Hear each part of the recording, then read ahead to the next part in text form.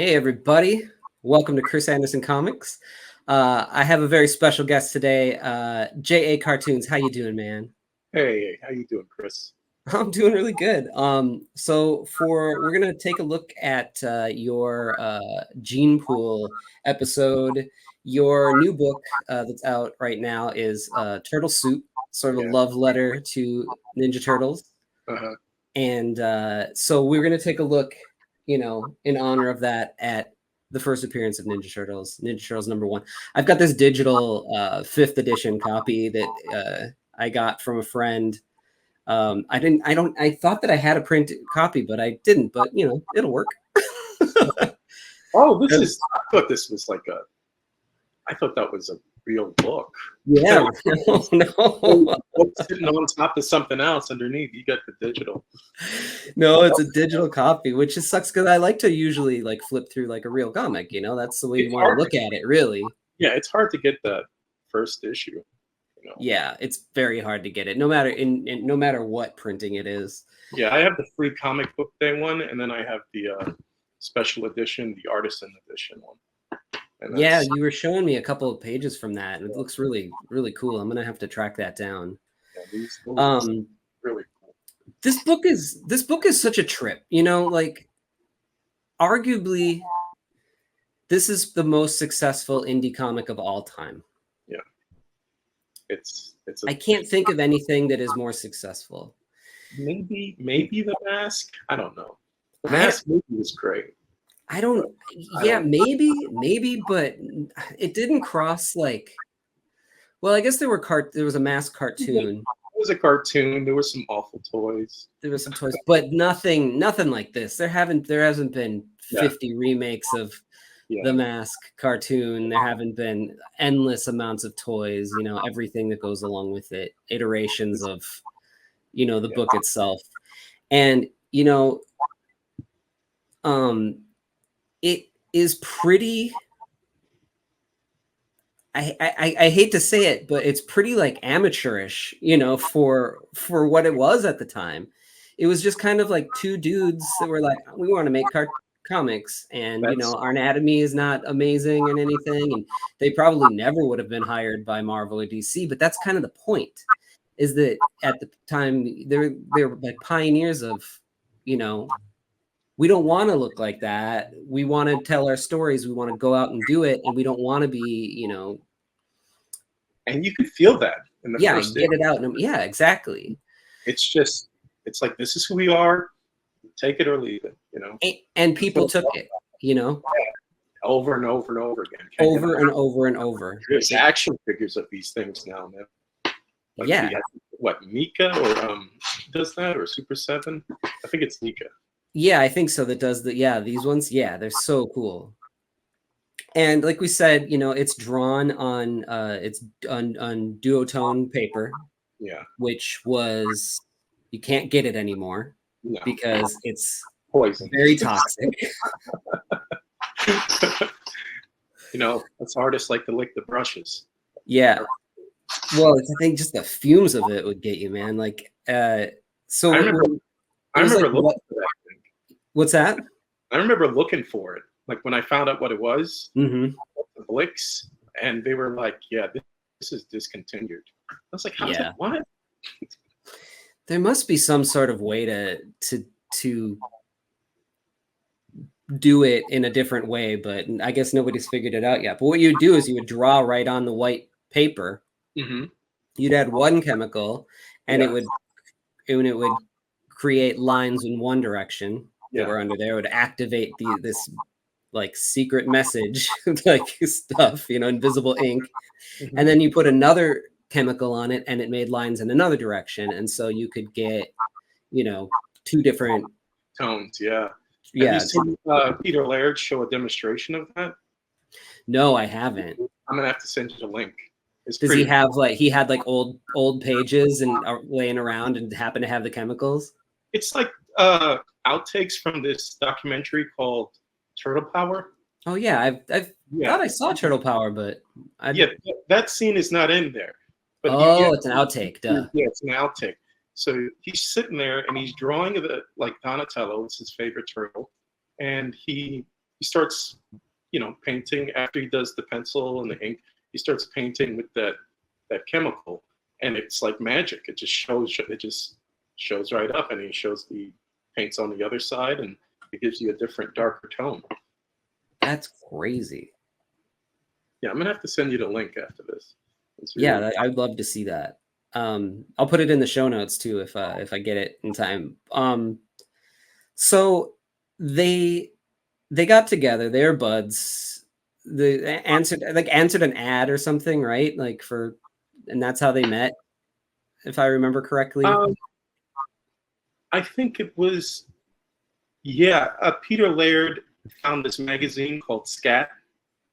It was Eastman that found the magazine called Scat that Peter Laird was in, or I think he made this magazine, and he went over to that office, and Laird was there, and he was like, Eastman was trying to get a job, and they said, your style is a little bit too like curvy-ish, and he was like, oh, but there's a guy that you should meet, and he gave him Peter Laird's address, and they became friends from there. Like, he wrote him a letter and said, hey, Peter, I want to be a fantasy artist, and he's like, Peter Laird was like, hey, come over and, we'll talk about art. And then from there, they started working together on different books, not the Ninja Turtles. It was like, right. Yeah, there was something else before that. Yeah. It was like Gobbledygook or Fugitoid. That's it. Yeah. And clearly they both had a love for Frank Miller's Daredevil, because there are so many parallels, especially in this first issue, to Frank Miller's Daredevil, that it could almost just live in that universe. It's got instead of the hand, it's the foot. And the way that they're turned is from like ooze that falls off of it, or doesn't fall. From here, it's a blind guy with a stick, right? So there you go. And it just kind of goes from there. So right away you're introduced to these characters, and it's like this monologue with Leonardo, and they show off their weapons, and you're dropped right into this world with them. And they're fighting, here's the iconic splash page, everybody knows this splash page. That right there reminds me of the sequel, the Turtles Secret of Ooze. Mm-hmm. They were in the basement, and they went to go fight these thugs, and the pizza boy was there, and they like jump up there, and then that title screen showed up with the toy logo. It wasn't like a movie logo, it was the logo from the cartoon show that would pop up. On the movie, they used the cartoon logo? Yeah, they used it on the first one. It was just the logo that's on the toys and the logo that's on the cartoon. It's not like the original movie logo. And it has a TM or a registered trademark on it. Interesting.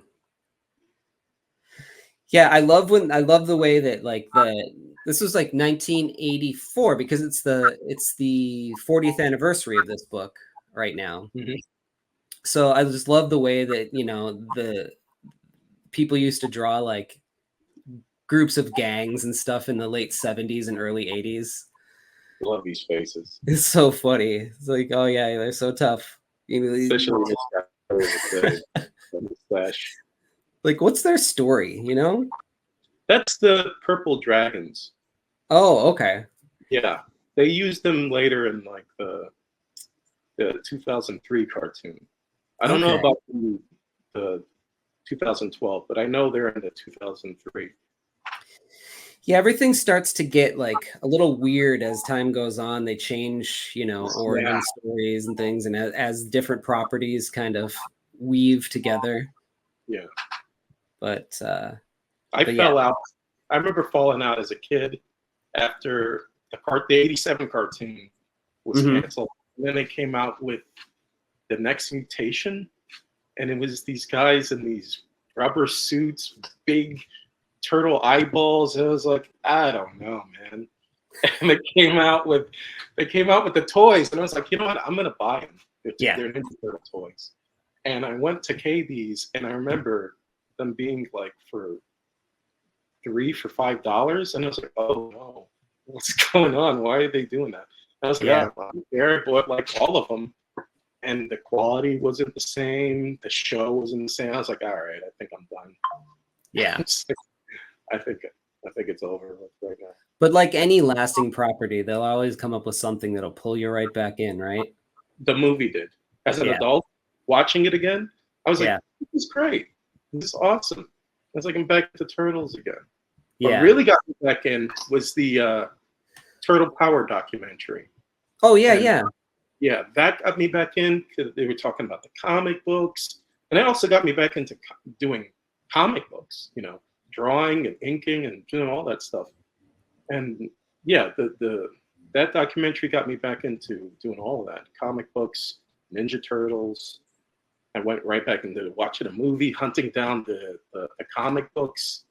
Like I didn't get the first one because I couldn't find it. I couldn't find a print of it. I could only find like little like stories that there were back issues. You know, there wasn't they were all connected to another issue. I don't remember all the titles to them, but I know the cover. There's one where Raphael is facing off with Shredder. And there's another with I think it's April O'Neil. She's up in the front, and there's like 4 turtles in the back in the shadow. Right. But I don't know the titles. But I remember diving back into Turtles, loving them, drawing them, and that's what led me to doing that book. Yeah, that's kind of what I figured. It was something like that because nostalgia is a hell of a drug, man. When it hits you, Yeah. it hits you hard. The thing that was so unique about this property was like my first exposure to it was was buying comics like in the early 90s, and the next to the comic section would be like a role-playing game section. And they're like role-playing games about like, you know, that always looked cool because they're like the little pewter figures sitting over there, and you know, it's like always wondered like what's going on over here. And there was a Ninja Turtles role-playing game with art by Eastman and Laird, and it looked so weird and dark, and the name got you know, and it was like, what the hell is this? And then the cartoon hit, and I was like, this isn't lining up with what I saw on the role-playing game stuff, because this is so dark. Yeah. And the cartoon is so, you know, I mean, it's still like ninjas and stuff. There's action, but it's not like there's no blood. Right. It's and like the foot is robots, you know, and stuff like that. And so it's like no tamped down for kid consumption for kids. And that was the genius of it, is that there was this like more mature version and darker version out there. And there was this kids version. And the kids version exploded because it had a weird name and ninjas are cool. And it had all these awesome like villains, and you're watching it. And then as you start to, I think my guess is that as kids started to like wane on on watching cartoons and stuff like that, there was hints of, oh no, there's another version of this that's much darker, and they could get into that too. And then they got into that, and then they had kids, and they showed their kids that, you know, and it just like snowballed into this mega property. There are several different generations of Turtles now. Yeah, at this point, there's probably like 3 generations, you know? It makes me feel very old. Yeah, no kidding. Yeah. It's wild. I love this panel. I love this white panel too, where he's diving in, you know, busting out, and just focuses on him. That dual tone is yeah, you can do it. You can do it on like you can do it on Photoshop and stuff. It just doesn't look the same. Like that's one of my favorite panels from this page. That bottom panel right there. Yeah. Where it's I don't know if they painted the I think they painted the back bricks. I think that is just duotone. Yeah, that's why it looks so great. Instead of black ink. Yeah. And then they shaded him in. Yep. So they covered the whole background with one, and then with the other chemical, they did the darker stuff. That's wild. And then probably use some sort of white media to do these like glints of white on the sword and stuff. Peter was talking about that. He's like, he would be careful with like mistakes, because if you messed up with your inks, you have to use whiteout, and then you can't use the duotone again because it'll just be this big blot, this big like mess in the middle of all this shading. Exactly. Yeah, because you're not going to see the duotone over the stuff. So you have to get it right. Yeah. There's the first movie. I love this. Yes, we can bleed, and so can you. Like, what? That's how it's like. It's so violent. They don't show you everything. They just show you that one panel with all the blood. So you leave it up to your imagination. But it's a black and white comic, so they can get away with, is it blood, right? Yeah. Also, like, it's an independent comic, so like, who cares? Yeah. Show all the blood you want. They could have gotten much darker. That's actually something that I think hasn't been done, is a version where they really push it and really go dark, There's many versions. I don't know if there probably is. There probably is. Like, I'm not super versed in the Turtles. I thought I think I am until I start hanging around people who really are. And I'm like, I'm out. I have no idea what you're talking about. There's a lot of turtle fans. Yeah, I love this this light from the siren. Yeah, it's just so that's a panel that I hadn't really taken a close look at, and I don't know if many people would, but just how like beat up the car is and the trash and stuff all over the ground. It's like it really makes it gritty. It's the duotone. Like, I have black and white inked version of that. You want to see it? Yeah, let's take a look. So not the duotone version. Yeah, like this book has got the thumbnails, and then it has the inks, and then it has the duotone. That makes me wonder then, did they take photocopies of the stuff before they put the duotone on it? Yes. That was smart. We were thinking ahead, yeah. They have like, you see that? This is not that page, but this is the tone. So yeah, they scanned them all in. Because there are color versions of this without the duotone. Yeah. There's no way they could have known this was successful so that going to be this successful. So there is that is a lot of foresight.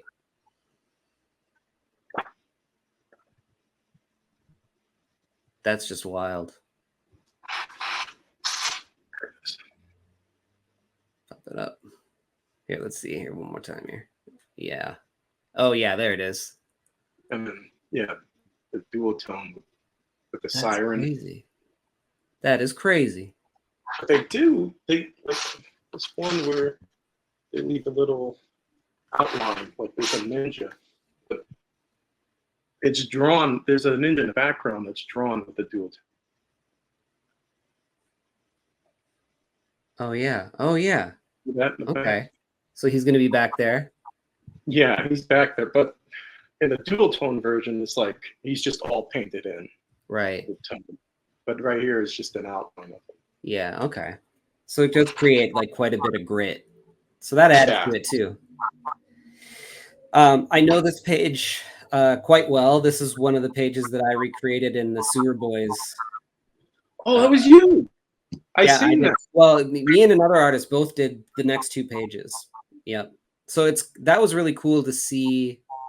I don't have a copy of it quick to show, but it was really cool to see how, first of all, like another artist would reinterpret a page, but it was even cooler to see how two artists reinterpreted the same page right next to each other, because we both did it so different. Mine was a little like closer to the layout.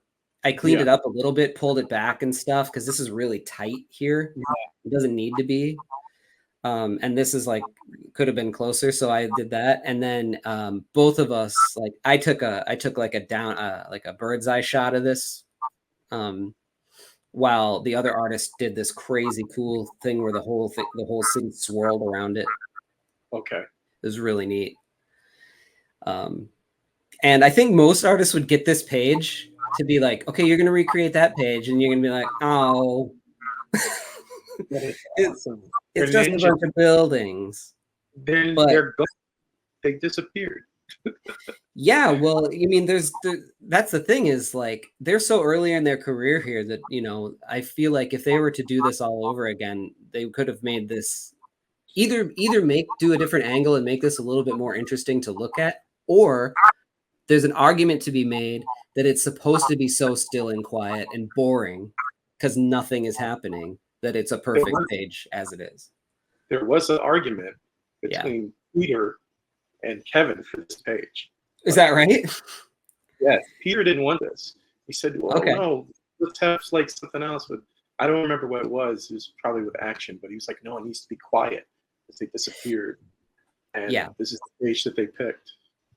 Yep. So I think, I think that they're both a little bit right. These buildings remind me so much of the video games.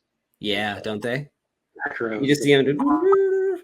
Yeah. Like when they would crash through a door. Like the door would just crash through or jump through the windows. Yep.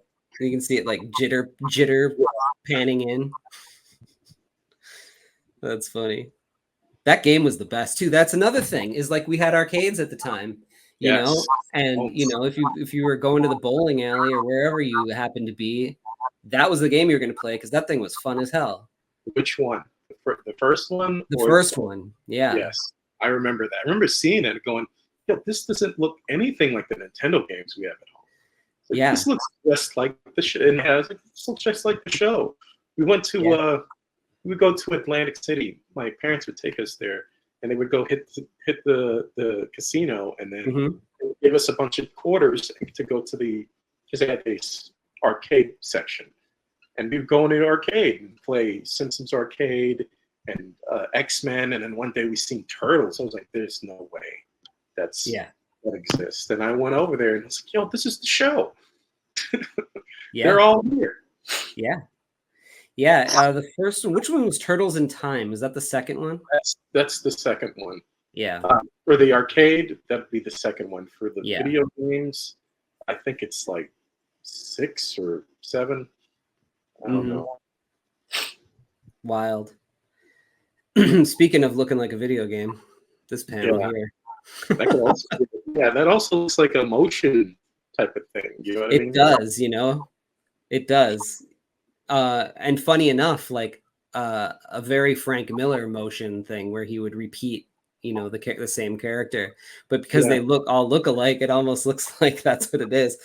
It's kind of a funny thing with them is that the only way you could tell them apart was with their weapons. That's an awesome idea. Yeah, especially for like it's a joke too because it's all in black and white.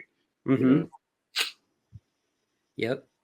I love that secret of Doom, Temple of Doom thing, the door way. This thing is just made for toys, man. It sure was. And then this telling of Splinter's origin where his master was in the Foot Clan, and I always thought that this was like a dragon was like sitting on top of the cage or something. I mean, it is. It's hanging from it. Yeah. I think I always thought the cage was like huge in the corner, and like, why would it be huge in the corner? There's something goofy about it that didn't work for me. But now it's just looking at it now is that I'm realizing that it's hanging from this thing, and I always wondered why is this dragon like statue in the foreground? Is there a connecting chain, like a little thing on there? There is a little thing on it. Yeah, but it's like muddy turning into a tangent, right? In the corner. Yeah. Yes. I love it. Yeah. Okay. So here's where he draws the ninja in the shade. That's pretty cool. Very Shinobi. Yep. Gaiden.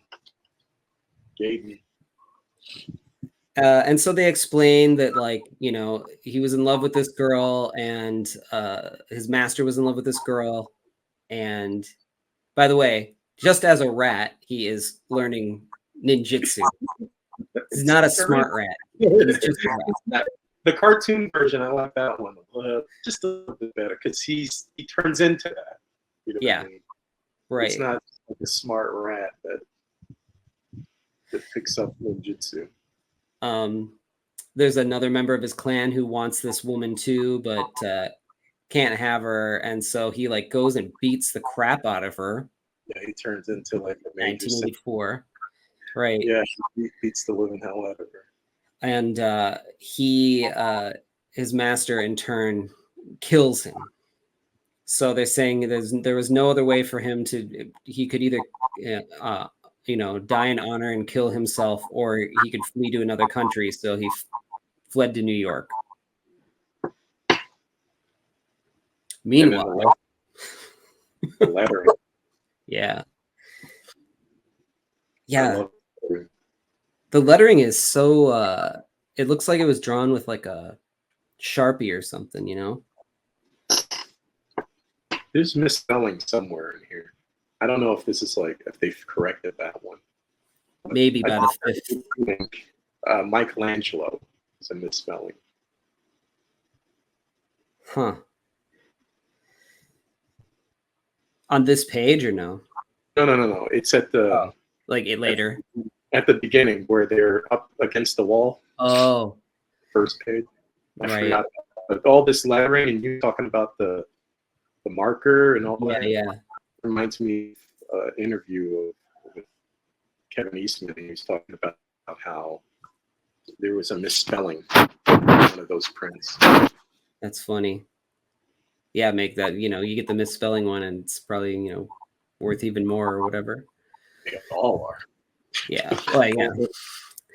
So his brother is like crying here. He's like 7 years old, and he grows up to become the Shredder. Yes. Who was going to be called Great Man. Really? Yes. They were going to call him Great Man. He was named after a cheese grater. Oh. They were washing dishes one night, and Pete and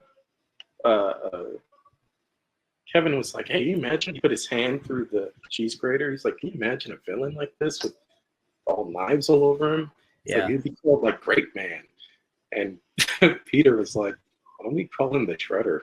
Yeah. Unless it was GREAT, man. But yeah, I mean, he does look like he's wearing a cheese grater.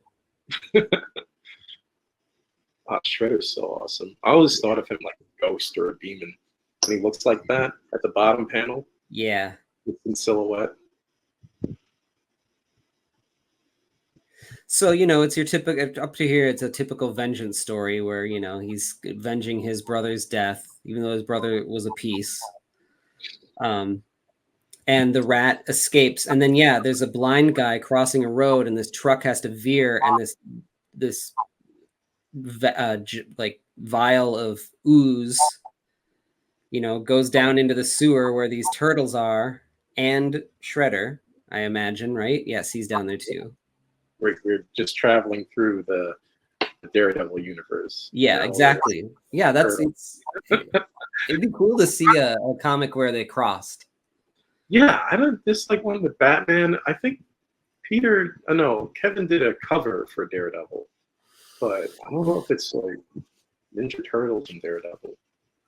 It would be fun to have Frank Miller write a Daredevil Turtles crossover and have Gordon Eastman draw it, or vice versa. So they start growing here, and I love this Splinter. It's like the movie.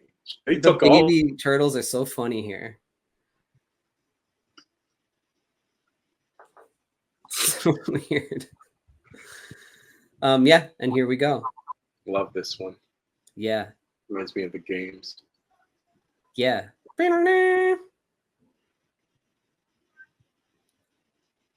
Yeah, and I love the glow around him too.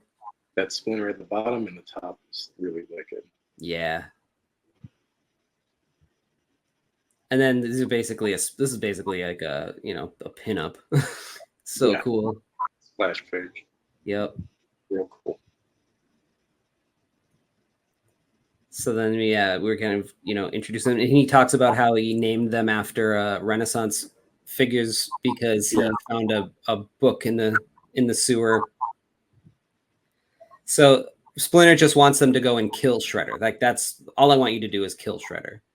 Yeah, like later they turned him into like a real noble, and he loves the kids, he loves the turtles, but here he just trained them just to murder. It's just dark. So these guys are Shredder's dudes. They got like these weird like sci-fi baseball hats on. 1980s. Did you remember laser tag? Like Yes. the original, like the one that people bought at the store. Well, they had there was like a silver baseball hat one with like a thing on top of it that reminds me of this. Didn't that thing have like it was like a space commercial? Yeah. It's like them flying on like hoverboards and all this shit. Yeah. And then when you buy it, like where's the stadium? My brother is like a lot older than me, and he worked at Target, and he just loved to like, he bought stuff that he was he was like 16, 17 years older than me, and he bought stuff that was just like for himself. But he was like way too old to get. So he would have been like, I don't know, 25.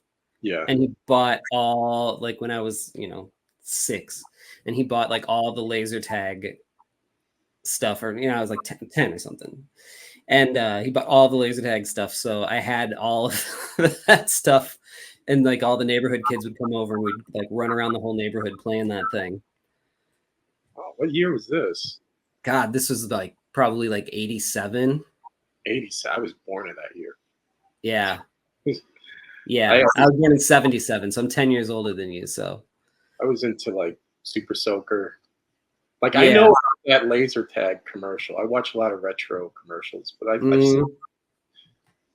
Yeah, there was like a helmet, and there was a baseball hat, and there was like a base that shot at you too.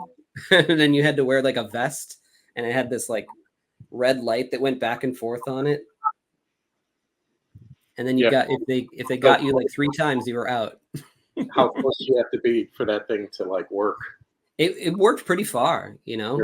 Like you could be a couple houses down and it would hit. That's one of the toys that actually worked. Like... That and the Zapper. Yeah.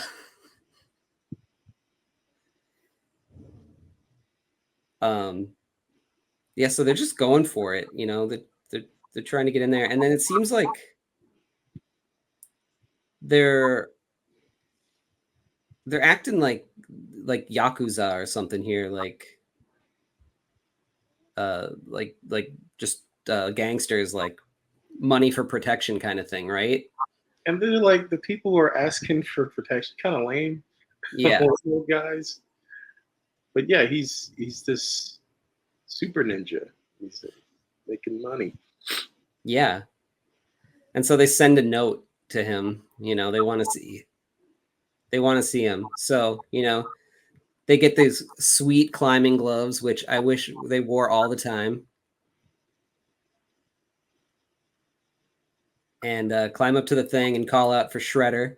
And he's sitting here all in the shadows. Oh, is this when this is the page that's coming up where he jumps. And he yeah. They made that. That's why that toy looks like that, where he's like squatting. Oh, really? Yeah. Have you ever had the toy? I never had the toy of Shredder. Yeah. He's stuck in this pose of like, you'll see it when you turn the page. Yeah. That. It's kind of like that, where he's hunched over and his hand is out. I feel like the foot were like that too, weren't they? They could stand upright. They were. Like, Shredder couldn't even stand; he'd just fall. You couldn't rumble the table. You couldn't move the table. Like he was like in this squat and set. I like this figure, but I wish I was like, yo, why can't he stand? It wasn't until they came out with Super Shredder. I was like, oh, cool, this Shredder could stand. He's the same size as the Turtles, but at least he could stand. That's awesome. And so, he calls the Foot to join him here. You know, they're going to face off now. And then this is just such a great illustration. I didn't recognize it until Kevin Catalan did a version of it. And I was like, whoa, Kevin, that is a really cool composition. I think he made it like clearer because this is gets pretty muddy, and you don't really realize like that there's this like really great like L-shaped composition. He's like, oh, it's from the Turtles thing. And I was like, what? And I looked at it, and the figures are placed right, but I think it's the duotone does it a disservice here, where it makes everything kind of muddy. Yeah, because there are these guys, these two. I think there's one or two soldiers holding on to like a pole. That one in the middle, he's holding on to a little. Yeah, he's holding on. Oh to yeah, yep. Something. Yeah, and there's like a gap right in between there. They fall into it. Yeah, there's a gap right there. Yep. So there's two buildings. And you know, just leaving the white open here for the rest of the thing is great, because otherwise it would have been like, whew. Yeah, they were like, don't put any clouds. That's an awesome 2-pager. Yeah. All the weapons. Yeah. The one foot soldier with the chain, and that I don't know what it's called. The whole. Oh yeah. Way in the back to the left. Just saw that on here.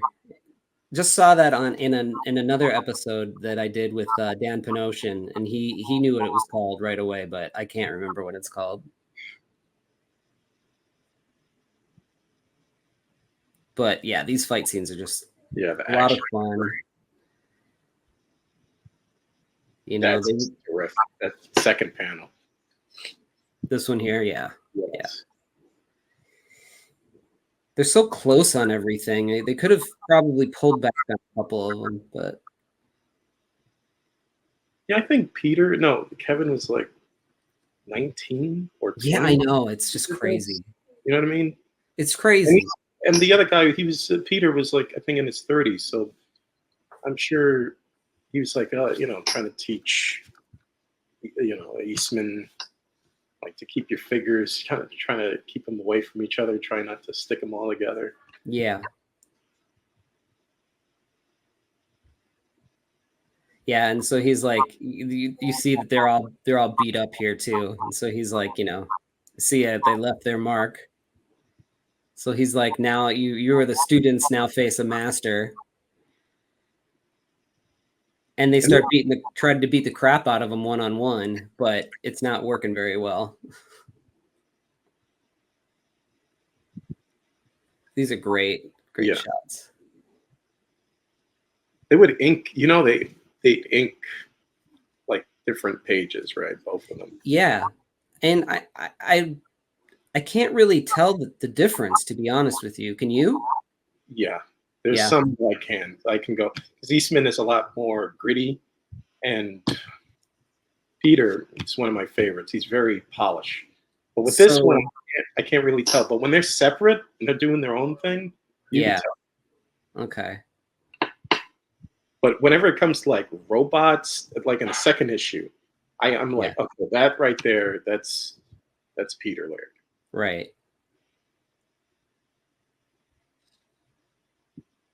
So then they come together. They're like, all right, we got to work as a team. They start just chucking shit at him. Yeah. I love that. Stars, shurikens, knives, all types of things. Yep. And they're just bouncing off him. Don't throw your size, man. That's your main weapon. You're gonna slap him to death here. They smash off his. They just really start getting him. They smash off his mask here. Look at that, right? You seen that? What's that? That last panel with the knife through the stomach. Oh yeah. Yeah, they were like, they just did whatever they want. It's their comic books, independent. Absolutely. Watching them, it was brilliant, and it still they were like, this is a toy line. Yeah. They're like, we gotta clean it up. There's an essence in here that's a toy line. Yeah, and let's make a kids cartoon, right? Yeah. Just wild. Product of its time, but man, so Still glad that it happened. Still And works. he's got this like thermal grenade here, thermite grenade. Yeah. Like that right there, that I believe is Peter Laird that did that. Yeah, sure. And he's really good with robots and Tech. Tech, yeah. He's straight lines. Yeah, straight lines. He would use like Statler Mars, rapidograph pens. Yeah. That's an awesome the explosion. Yeah. This here, yep. Yeah, that effect. Yeah, so they knock him off with the thermite grenade and it blows. And you know, they find pieces of him here. And I love they don't make them like this anymore. They're beaky faces. Yeah. Like there's something about that. It just because they took a lot of the modeling for the toys, the first toys from this issue. Right. That makes sense. So much of the toys. You know? Yeah, because nowhere else really were their eyes white. Yeah. No, yeah, I remember as a kid, I'm like, why are they white? And my brother's like, there was a comic book. Yeah. Like, what? Yeah. And then like the mouth that goes like that, you know? Yeah, it's very grimacy. You got the teeth on either side. In the cartoon, they got pupils. They look way different. I was like, this doesn't match. But I was like, okay, whatever. Imagination time. But that, that was like like I was just getting the hang of drawing stuff at that time when this stuff was coming out, and the toys especially. Yeah. And that was one of the things that I picked up on, that weird mouth. And like, I remember drawing them over and over and over again and being like, this doesn't make any sense, but I love it. Now, of course, it makes sense that their lip is hanging over it and they're mad, but.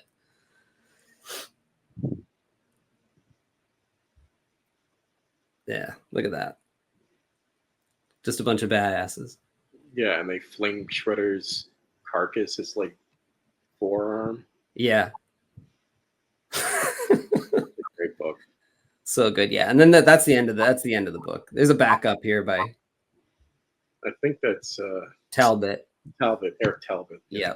Yep. But yeah, that's amazing. So yeah, that's what Ninja Turtles #1 looked like, the phenomena that blew into the biggest friggin' property ever, and no one has been able to recreate it. We're all trying. J.A., where do people find you on the internet? Well, you can find me on Instagram at J.A. Cartoons or J.A. Cartoons with a Z on Facebook. Awesome. And your new book, Turtle Soup, is out right now, right? Where can people grab that? It's sold out. Oh, it's sold out. Oh, no. I have a alternate cover that my buddy Ryan Bradal is coloring right now. He did that one right there. He colored that. And Sweet. I actually have the black and white version of that right here.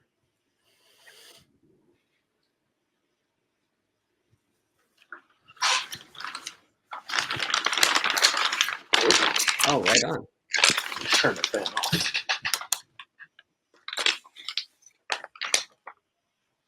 Oh, nice. Yeah. That is so cool. I scanned it and then send it on over to Genius Ryan, and he went and colored it. And he's working on the 3rd print run cover. Wow. Well, congratulations.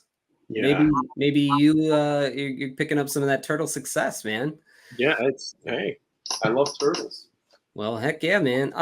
So when it will be available, where will they be able to find it? Just off your Instagram, or? Yeah, you just stop by Instagram and I'll post where you can go. Cool. I have a big cartel store. It's I don't remember the link off the top of my head. All right, we'll find it and put it in the show notes, though. Yeah. Cool. Well, J.A. Cartoons, man, it was really fun looking at Ninja Turtles #1 with you. anytime you make something, just feel free to reach out and come back again. Oh yeah, man, it's terrific. I'll do Cool, that. dude. All right. Join my Patreon to see my work before anyone else, plus score physical sketchbooks, mini comics, and commissions delivered right to your door, and reading my new books, Something Seems Off and Three-Headed Pigman, as they are made. Go to my website to order original art, commissions, and my books, Lost Angels, Spectral: A Showcase of Fear, Chaotic Neutral, and more. Gray Matter Drip, The Art of Chris Anderson, is available now from Cosmic Lion Productions. Here are the upcoming conventions I'll be at the time of this recording. And don't forget to like, follow, and subscribe. It helps spread the word. Thanks.